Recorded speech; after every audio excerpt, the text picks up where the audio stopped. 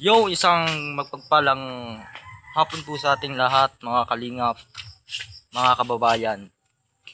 Ayan. So, ngayon, for today's video, nandito ako ngayon sa bahay nila Ate Ropa upang kumustahin.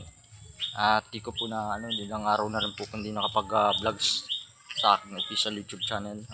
Patuloy natin suportahan Kuya Bal Santos Matubang, Kalingap Rab, Ate The Vlogs, sa lahat na rin po ng mga ating kalingap, sa lahat na rin po ng grupo na pamumuno ni Bal Santos Matubang.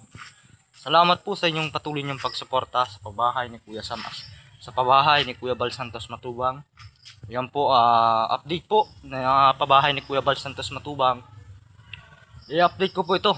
Ito yung pagkakataon na puntahan, ikutin, at sulukin yung buong lugar na kung saan ay ito po yung pabahay ni Kuya Bal Santos Matubang na pinarubit ng Kalingat Partners. Shoutout muna kay Sham Asli TV, kay Kalingap Rab, kay Ate Ed The Vlogs, at sa lahat na rin po ng mga charity vlogger. Maraming salamat po sa mga sponsor, sponsor sa buong bansa, sa lahat na rin po ng mga lugar kung saan panig na pinuntahan, mga kalingap, mga kababayan.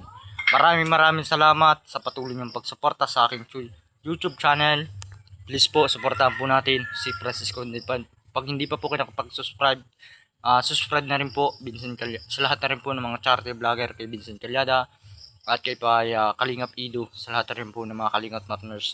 At lalo na rin higit, wag natin kalimutan GP Aliblu Vlogs, at wag natin kalimutan ng Kuya Bal Santos Matubang. Hanggang dito na lang po yung vlogs natin. Thank you so much. Bye bye and thank you very much.